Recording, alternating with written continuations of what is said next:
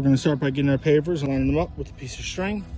With landscaping nails and everything laid out, 1.5 inches of spacing right here. I marked everything and where my line was with a can of marking paint. Next up, we're going to make our layout lines, space everything 18 inches apart, and just using orange spray paint to figure out where we're going to go, and everything marches out nice and evenly. Created this template here to match the size of our pavers, laying it down on our pattern.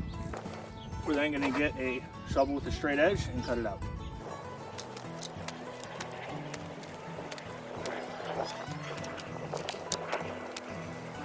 When doing all your work, it really helps to have a ride-on mower like this with a trailer that you can pull everything behind on. Now for each of the sections, when we're taking them out, we're just gonna cut it up into thirds to make it a little easier to handle. I already cut across like we did a couple minutes ago. Just pull it up like this. These big wads of grass, if you go deep enough, you'll be really, really close to getting where you need to be depth-wise. So go deep, peel it up, push from the side like this, and when you pick it up with the grass on the bottom, it actually makes it so it's a lot more stabler and it won't come apart that easy on you. Flip it over like that, and then from there we're just going to pick these up and we're going to put them in the trailer. The most important part of doing a project like this is what goes under here. You have to make sure that you have at least 1 inch of gravel and 1 inch of sand. That allows it so when this sits on the ground, as water goes under it and freezes, it doesn't heave, which means it'll raise and lower and sink into the ground. You're putting a lot of time and money in this project. The most important thing is that it lasts long. You don't want to put these in the ground, just lay them on dirt, and in a couple years, they're halfway sunken and they look really unattractive. So for that reason, what we're going to do is we're going to dig our hole a little deeper. So this is 2 inches tall. We're going to go 1 inch for sand to level it and 1 inch for gravel on the bottom. The gravel's real thick and it allows drainage. The sand is real easy to level off, as you'll see in a couple minutes when I level everything. And then you can have a perfect stone that's nice and flush with your ground. So what we're going to do next is we're going to set that down. We're just going to dig this hole and all the remaining holes deeper so they're at least 4 inches deep. If you want to go a little bit more and put more gravel down there, it'll never hurt. So we got our gravel down. We tamped it with our tamper, so it's good. We have at least 1 inch, probably close to 2 inches the way this one's set up. From there, I'm going to get these pieces of pipe that are just about as wide, a little short than the width actually of these. Lay them down here. We're going to make sure it's level this way. We're going to make sure it's the depth I want. So on this stick, I marked the height of the actual paver itself. I'm just going right down here, making it so this pipe is exactly the height of the paver away from the top of the soil. I got level. I'm leveling this direction. Then we're going to level this direction.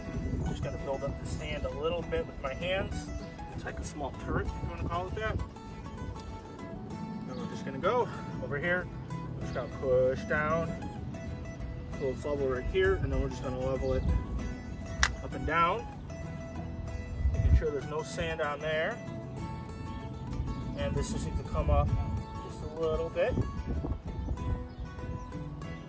There we are. Now with it all leveled, we're just going to use our screed stick and smooth everything out. We're going to fill this valley in with some sand, like so. Right to the sides. Go just like that. We're going to get our stick. We're going to make so it goes right down on the pipes, and we're just going to push. And that's going to give us nice, perfectly level sand that's perpendicular to the pipes. So now whatever sand you left over, you just scoop up with your stick like a knife and slide it back in your bag. Now we're going to take our pipes up, get our tamper, and we're going to tamp it down so it's nice and tight. The reason why we're tamping it is we don't want to put our paper down and then have the paper move when the sand decides to compact. We want it compacted so we know exactly how level it's going to be right now. From here, we're just going to pick it up. This is just like when you lay a tile. Just going to go, set it in, don't drop it. Set it in nice and smooth because you don't want to push down on your sand.